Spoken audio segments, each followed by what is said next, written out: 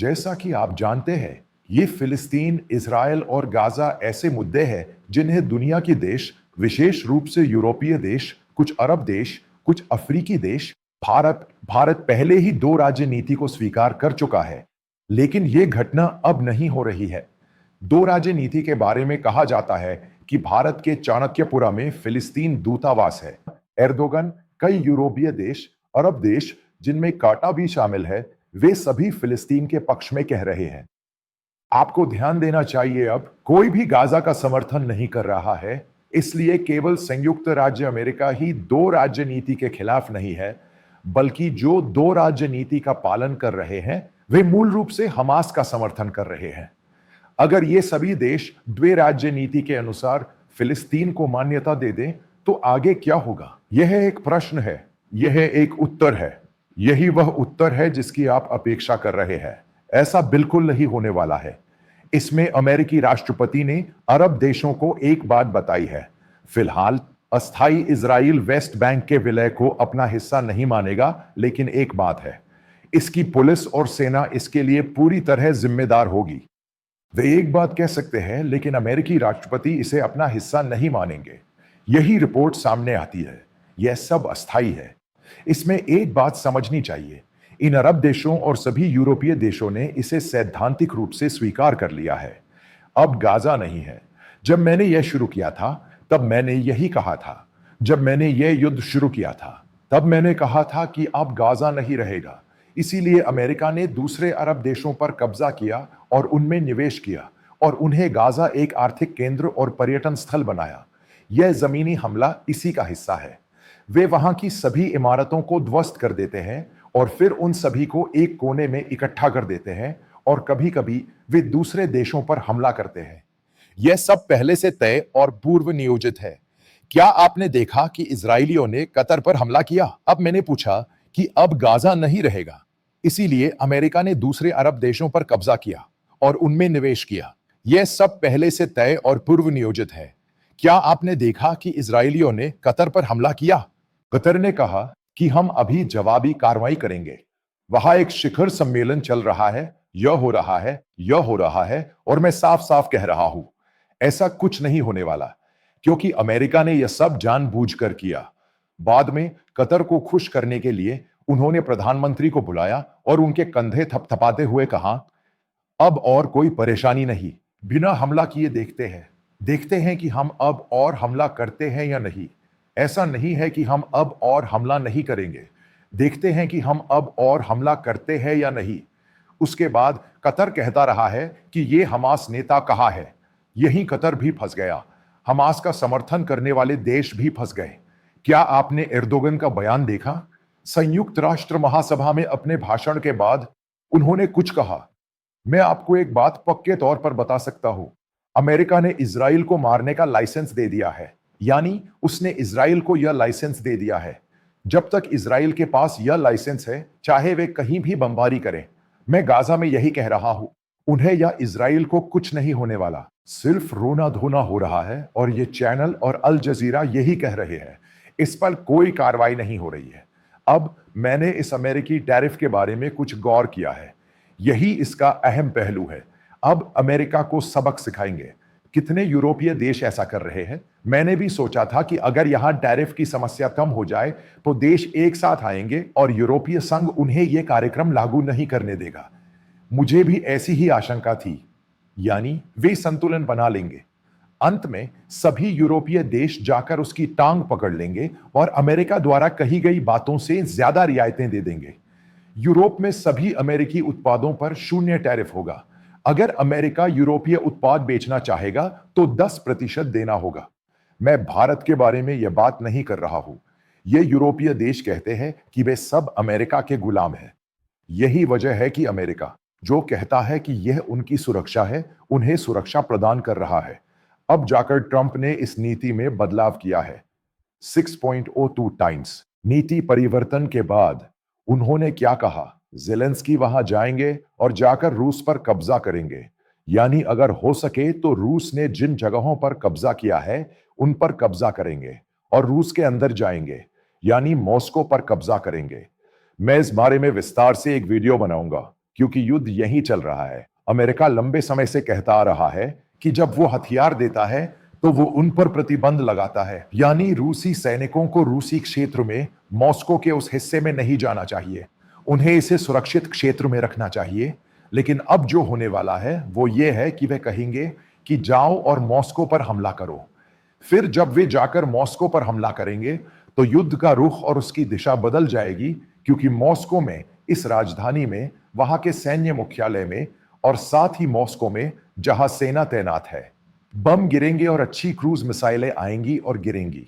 फिर वे जवाबी कार्रवाई करेंगे और जब वे हवाई क्षेत्र में, यानी यूरोपीय नाटो देशों के हवाई क्षेत्र में आएंगे तो उन्हें मार गिराएंगे।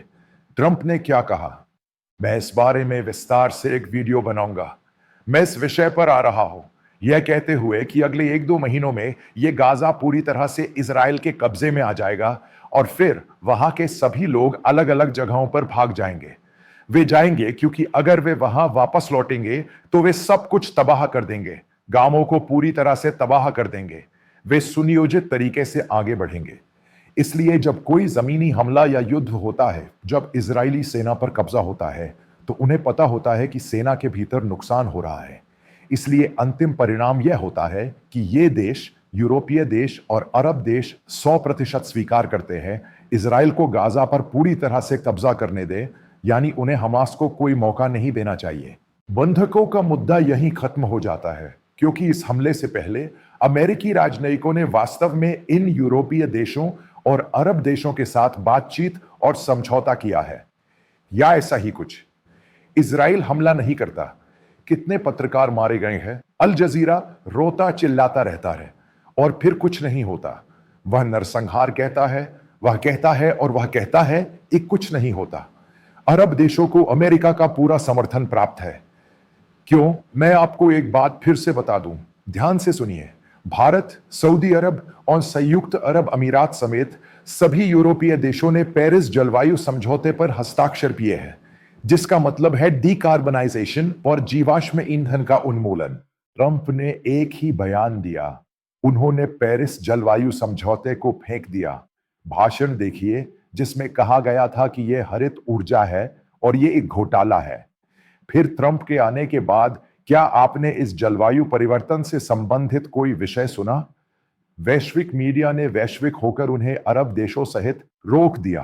ट्रंप ही वह व्यक्ति है जिन्होंने पेरिस जलवायु समझौते को लेकर उसे फेंक दिया और कहा कि डीकार्बोनाइजेशन आवश्यक नहीं है और जीवाश्म ईंधन का उपयोग किया जाना चाहिए। यही सर्वोत्तम ऊर्जा है। इन सब के बाद भारत को खुद अरबों का नुकसान हुआ। भारतीय प्रधानमंत्री कई मंचों पर जाते हैं और भारत में यही कहते हैं, यानी जब जीवाश्म ईंधन की बात आती है को डीकार्बोनाइजेशन के मामले में भारत ने सबसे ज्यादा अंक हासिल किए। यह सच है कि भारत ने अंक हासिल किए, लेकिन इससे क्या बदलाव आने वाला है?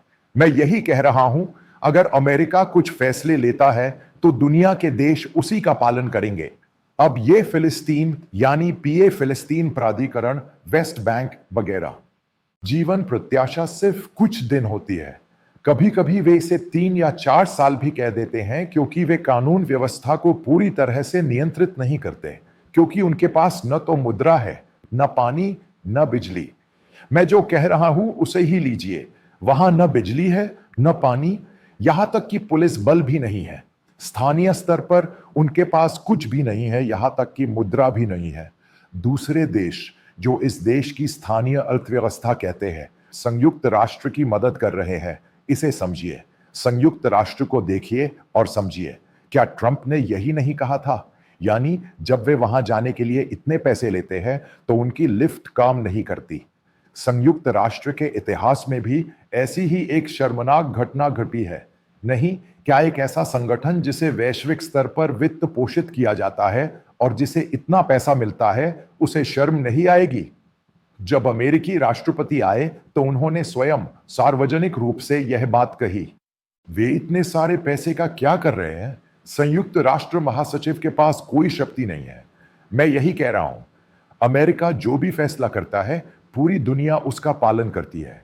इसीलिए जब मैंने भारत के साथ अमेरिकी संबंधों के बारे में यह कहा, तो मैंने कहा कि भारत सरकार और मोदी को यह बात ठीक से बताने वाला कोई नहीं था। यही मेरी भावना है। या अगर मोदी और ट्रंप में झगड़ा है, भारत कैसे बचेगा? यूरोपीय संघ एक कदम भी आगे नहीं बढ़ा है। उनके और अमेरिका के बीच व्यापार 700 अरब 780 करोड़ का है। वे ऐसा नहीं कर सकते थे। दुनिया का कोई भी देश उन्हें रोक सकता है। मैं इस इजराइल से यही कह रहा हूं, अगर उनके पास बिल बनाने के और लाइसेंस है तो उन्हें मार डालो। उनके पीछे हूं, उन्हें हथियार दूंगा और वो दूंगा, उन्हें ये दूंगा। यानी गाजा चला गया, यही वो असली बात कह रहे हैं। ये एक ऐसी घटना है जो लोगों की आंखों में धूल झोंकने के लिए रची गई है। ये फिलिस्तीन, ठीक है, कुछ देशों ने इसका समर्थन किया, लेकिन हम इसका समर्थन नहीं कर पे। ये अमेरिकी कूटनीति है। पहले आपको समझना होगा, तभी आप समझ पाएंगे। उनके और इजराइल के बीच रिश्ते इसी के नाम पर हो रहे हैं। बाकी सब नाटक है। स्पेन कहते हैं वो फीफा विश्व कप में नहीं खेलेंगे, वो नहीं खेलेंगे, वो ये नहीं खेलेंगे। स्पेन नहीं खेला, समझो। स्पेन को अमेरिका से कुछ रिश्ते बनाने चाहिए, इजराइल के नाम पर नहीं। ये देश जिसने स्पेन कहा, यहां तक कि ये मुसलमान वहां बिना नौकरी के रह रहे हैं और कष्ट झेल रहे हैं। उनके लिए फिलिस्तीन की घटना क्या है? कई देशों में क्या पाखंड है? यही तो जनता की नजरों में और मीडिया में कहा जा रहा है। स्पेन इस मध्य पूर्व के बारे में सबसे ज्यादा लोग यही बात कर रहे हैं। स्पेन ने एशिया और मध्य एशिया के लोगों को शरणार्थी के तौर पर भी स्वीकार नहीं किया। उन्होंने सबको भगा दिया। उसके बाद वे मध्य यूरोपीय देशों से लोगों को मध्य एशिया ले आए। वे लैटिन अमेरिकी कैथोलिक देशों से लोगों को लाए मजदूरों के रूप में। और ये स्पेन है। हम में से जो इसे जानते हैं वे हंसेंगे। असल में कई देश यही कहते हैं। इसमें कोई गहराई नहीं है। यही सार्वजनिक रूप से कहा जा रहा है। सब कुछ पर्दे के पीछे चल रहा है। कतर की इस घटना में यही हुआ।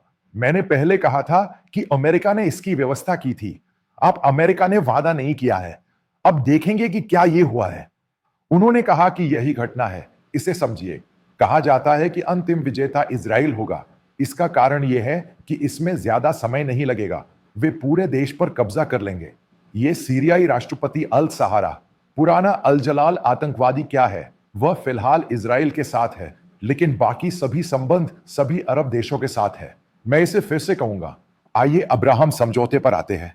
कतर समेत सभी देशों के इजराइल के साथ द्विपक्षीय संबंध होंगे, राजनयिक संबंध बनेंगे। यही ट्रंप ने इजराइल से वादा किया था और ये सारी घटनाएं बदलेंगी और लेबनान इसका हिस्सा होगा। बाकी सभी देश अमेरिका के गुलाम बन गए हैं। इसका मध्यस्थ कौन रहा है? सऊदी अरब और यूएई है। यूएई क्या है? सऊदी अरब पीछे हट गया। यानी हमें इस घटना के होने के लिए किसी कारण की जरूरत नहीं है। सोच से परे यह घटना वैसी ही है, सिवाय इसके कि कुछ अखबारों में आती है, कुछ मीडिया कहती है कि इजिप्ट अब हमला करेगा। इजिप्ट एक भयानक समस्या का सामना कर रहा देश है। हमारे अपने देश में भी समस्या है, क्योंकि इस्लामिक स्टेट भी उर्दू भाषा की तरह ही है और इन सब के कारण उसका अंत संभव है, क्योंकि वहां अमेरिकी डीप स्टेट है। तुर्की में भी यही हो रहा है। सिवाय इसके कि जिन मीडिया रिपोर्टों की आप बात कर रहे हैं वे है कि अब इजिप्ट हमला करेगा, अब उर्दू भाषा हमला करेगी। ऐसा कुछ भी नहीं हो रहा है। उर्दू की मांग क्या है?